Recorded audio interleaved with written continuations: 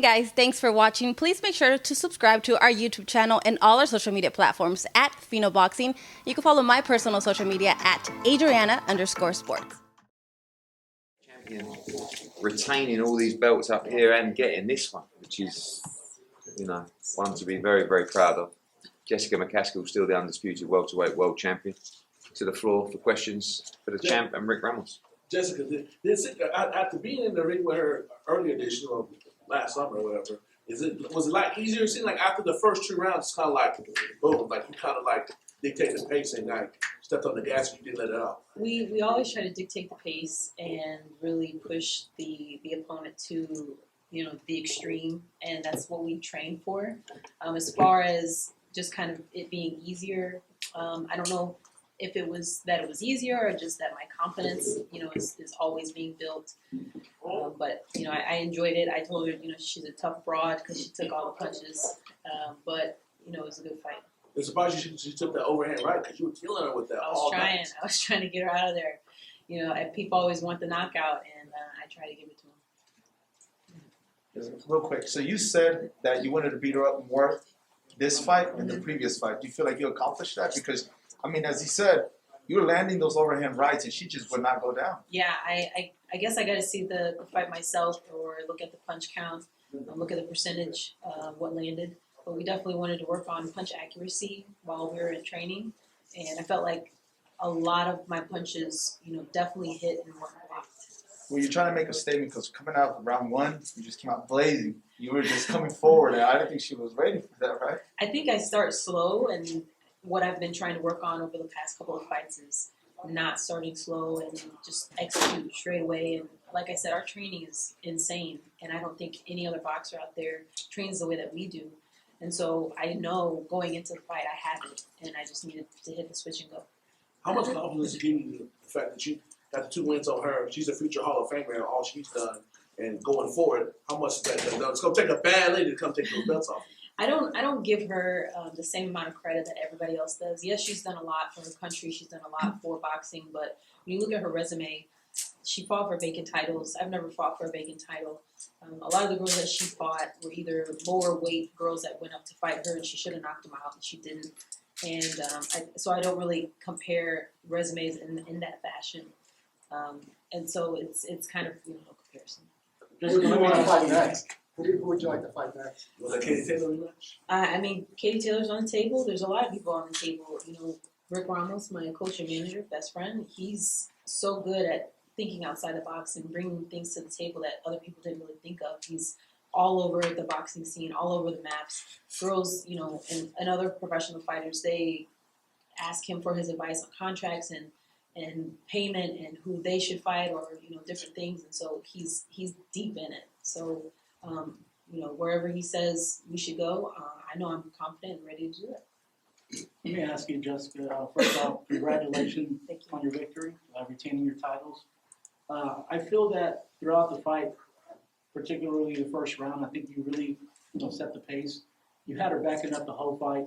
You were landing punches and bunches. Was that the strategy, or rather the game plan going into this, was knowing that she has a little bit of trouble fighting on the back foot and just hitting that body, going upstairs and attacking?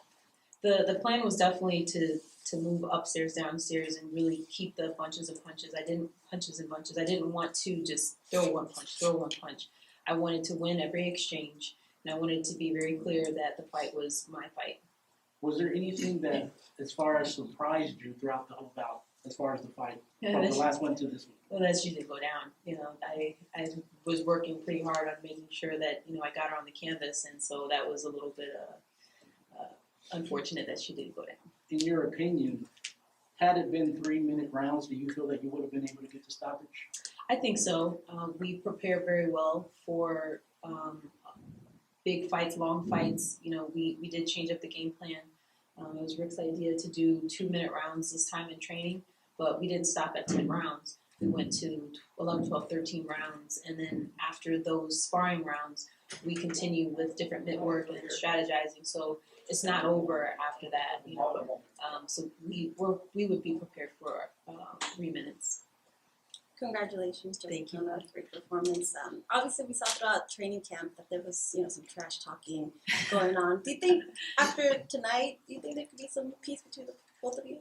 I mean, she's doing her thing. She's probably gonna retire and go her way, and I'm gonna go my way. And before we even crossed paths, there wasn't much conversation. I don't really keep in touch with. There's probably one person that I fought that I've kept in touch with, just like via Facebook. Brenda Gonzalez, a really nice opponent from down south. But other than that, this is business. I'm not really here to make friends. I'm just here to be a voice and to change history and to really do as much as I can for boxing. And plus, there was like major weakness, and we saw it, just like her mental weakness, and I feel like we jumped on it. And I knew that it would grow and grow. And she didn't sleep last night. There's no way in the world Cecilia slept last night. Yeah, one of the things that people need to do, boxers need to do, is really call out the things that they see, good, bad, whatever. And with her, she made a lot of excuses. Right after she said, let's not make any excuses, and I'm going to bring the best fight to Jessica McCaskill. And then as soon as the fight was over and she lost, didn't go her way, she made a lot of excuses as if we all weren't in the pandemic. We were all having issues and we all had to fight through something. And if you're not successful at fighting through that, and if you lower yourself to make excuses in that fashion, that just shows that you're mentally weak. And I'm not afraid to say that. You have to bring things to the forefront. We're going to one more question, guys, because we're on a time ban here, and I know Juan Estrada's out there waiting as well. So, final question from the floor. Two names that were mentioned, Katie Taylor and Claressa Shields. Those are the names that interest you the most for the next fight.